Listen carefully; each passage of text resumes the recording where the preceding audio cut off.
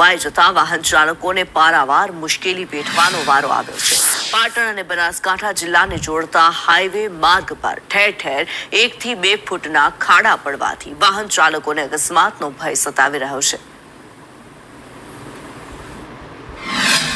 આ રોડ ઉંદરાથી મોડી અને કોસા સુધી જોડતો રોડ છે અને આ રોડમાં જવા માટે અને આવવા માટે એટલી બધી બીક લાગે, એટલા બધા ખાડા પડ્યા છે કે ના પૂછો વાત।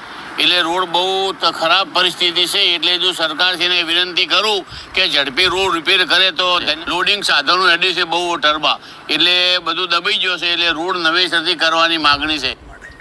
કદાચ કોઈ એક્શન થશે જ તો કોણ જવાબદાર લેશે? તો અમે જે પણ જવાબદાર હતા આરએમબી ગમે તે એને સત્વરે જાણ કરીને ઘટતું કરવા માંગ કરીએ।